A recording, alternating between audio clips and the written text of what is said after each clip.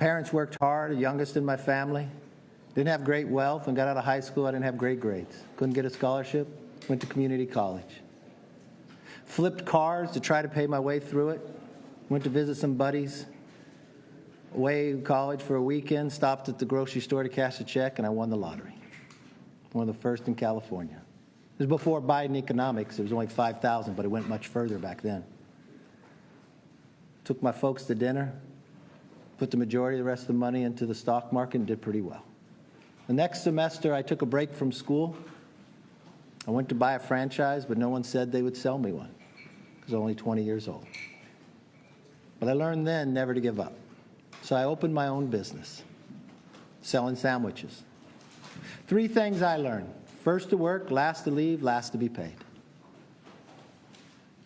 I wanted to finish my college degree. At that time, no one in my family had finished a 4-year degree.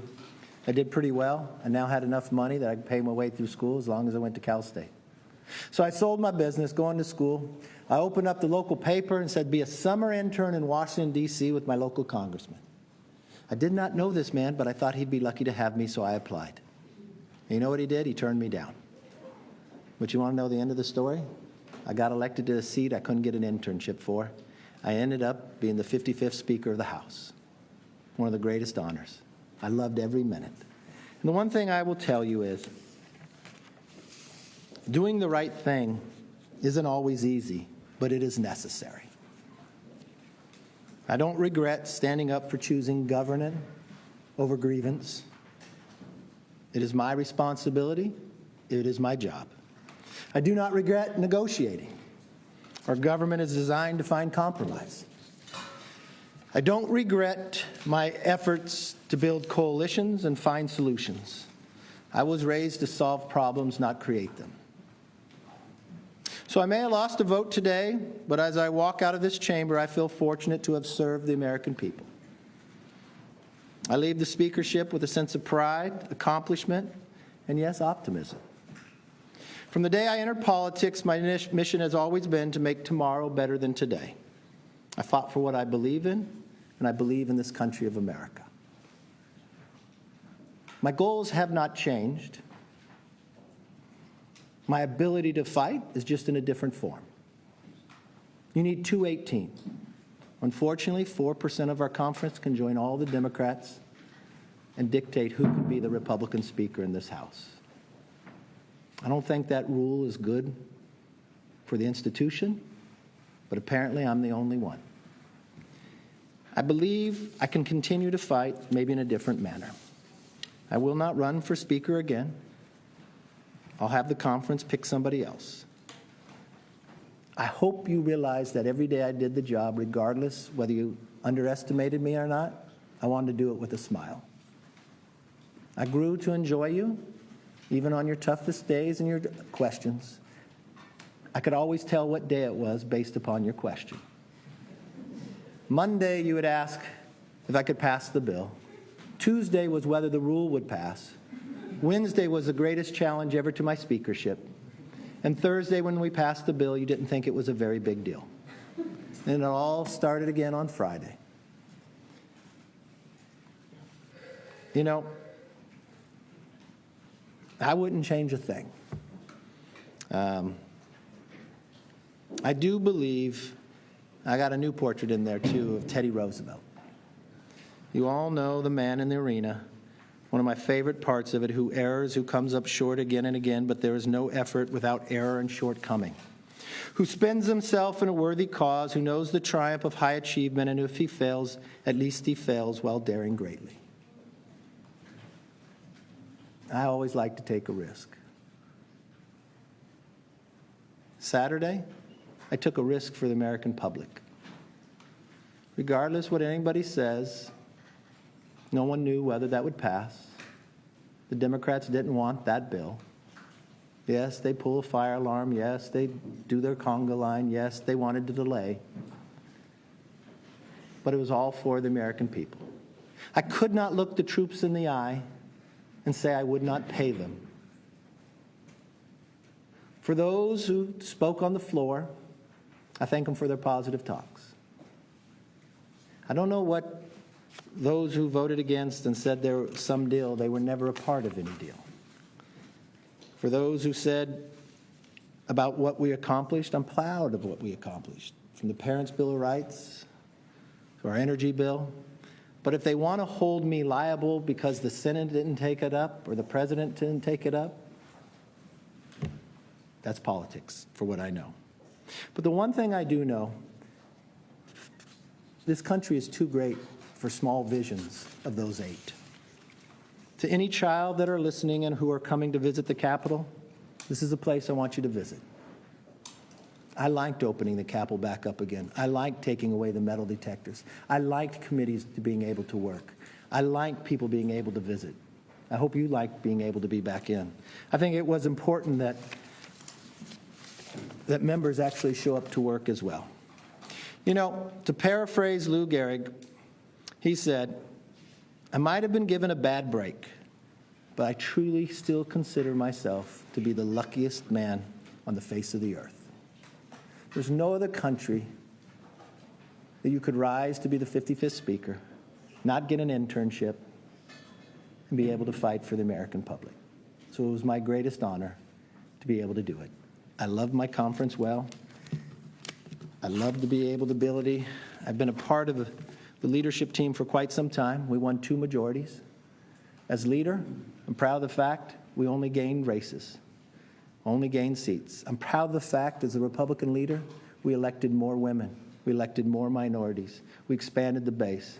I'm proud of the fact that for the 5 years I was leader, 2 election cycles, we gained 5 more seats in California, 5 more in New York. We won in places no one thought we could win. The same thing, you would underestimate me. You always said we'd lose each time around. We kept gaining. I intend to make sure that we gain and keep the majority in the next cycle as well. With that, I look forward to your positive questions. Yes. Will you remain in Congress? Oh, I'll look at that. You still obviously command a lot of loyalty within the conference. We've heard you say approximately 10,000 times that you never give up. So I'm wondering, why not? Why did you make the decision not to put your name forward again and try to grind it out like you did when you won the job in the first place? You know, you need 218 for the rule, 218 to move forward. And I'll never give up on the American people. That doesn't mean I have to be Speaker to do what I have to do for the American people. There's a lot of things I could do for the American people. But you know what's interesting? Everybody's sitting there. In today's world, if you're sitting in Congress and you took a gamble to make sure government was still open, and 8 people can throw you out as Speaker, and the Democrats who said they wanted to keep government open, I think you've got a real divide. I think you've got a real institutional problem. Interesting, it was in this room after we had won the majority, I hadn't become Speaker last, and Nancy Pelosi came to me. She was Speaker at the time on the way out. And I told her I was having issues with getting enough votes. And she said, "What's the problem?" I said, "They want this one person can rule you out." She was the only Speaker to have changed that rule. I had the power to call the vote on her, but I never would. I lost some votes because of it. And she said, "Just give it to him. I'll always back you up." I made the same offer to Boehner and same thing to Paul, because I believe in the institution. I think today was a political decision by the Democrats. And I think the things they have done in the past hurt the institution. When they just started removing people from committee. And they just started doing the other things. And my fear is the institution fell today. Because you can't do the job if 8 people, you have 94% or 96% of your entire conference, but 8 people can partner with the whole other side. How do you govern? And for them to make a motion on me because I made a decision for the country that they agreed with, but they choose to do the other, that becomes a problem. Yes, sir. So, one, are you planning on endorsing a successor to you?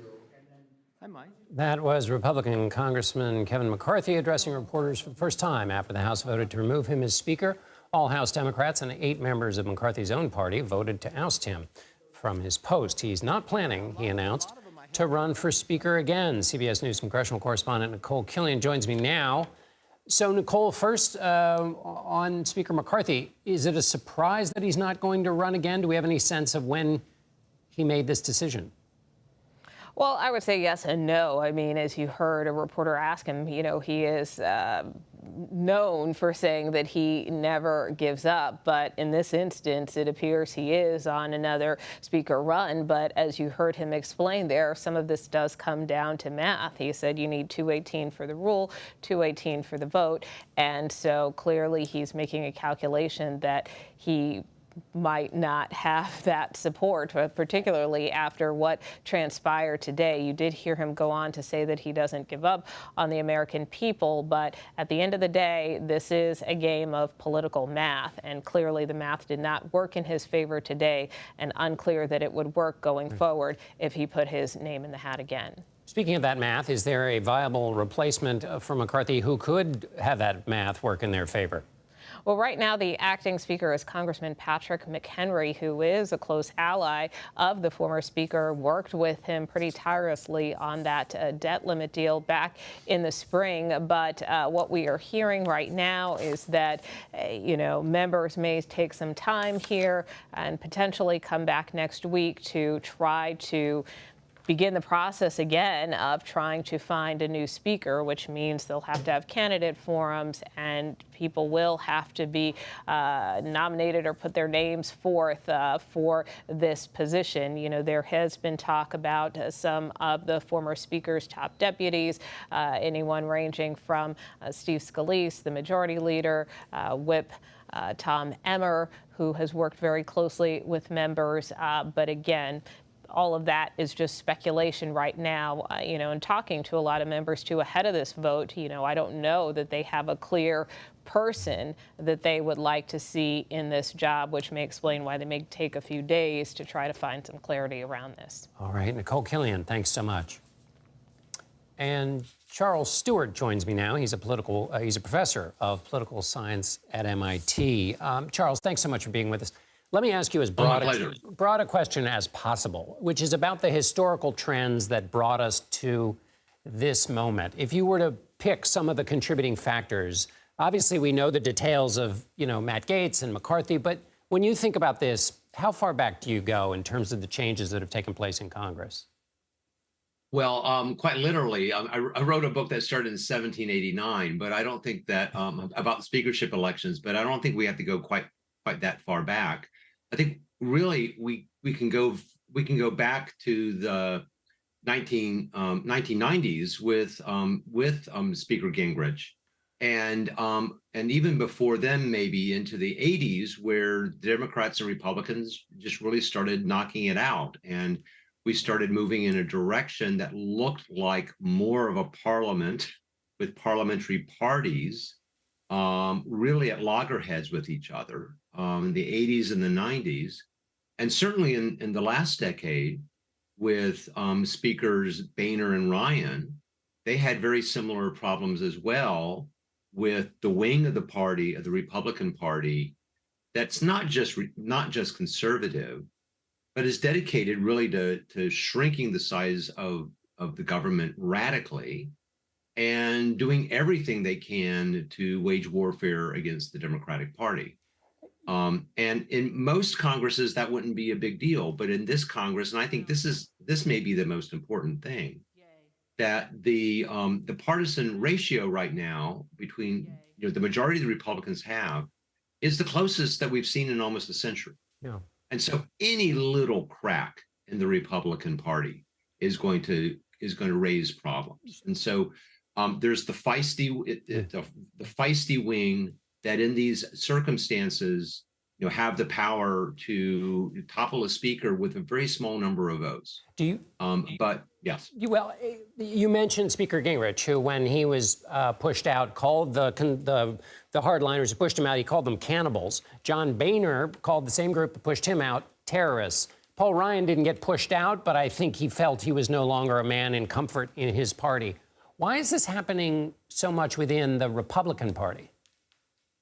Well, the Republican Party has evolved. The Republican Party was always the conservative party, and the conservative party is always contains within it elements that are happy with as small a government as possible. And I think that what we've seen with the polarization of the two parties, that the Republican Party has become more and more of a pure play in small, and this faction, which is really no more than if you expand out maybe up to 20 who really want to, I don't want to say burn down the government, but are not averse to shutting it down, would be happy with the government half the size it is right now. That's just the nature of the Republican Party now, with moving so far to the right. But again, we just cannot overlook the fact that the party divisions are so close. Yeah. That under these circumstances, it gives rise to leadership overturn. Let me ask you briefly then, at the end, given how polarized things are, margins are small, what's your feeling about progress in the basic acts of legislation, and how could this situation ever change? Well, I don't think the situation is fundamentally going to change until there's another election. And this could, but we're stuck with this for the next year and a quarter. But we could very well take a long time to get a speaker. And with the speaker pro tem, that might or might not be the worst thing that we could happen. We could have happen. Perhaps might even get something done in that interim. Let's end on a note of hope. Charles Stewart, political science professor at MIT, thank you so much for being with us. Glad to be here. China is both one of America's biggest trading partners and most threatening potential adversaries. That's why a parade of high-level U.S. officials have visited the country recently. Now 6 senators are about to make the trip. What's at stake for their visit? Next, you're streaming CBS News Primetime.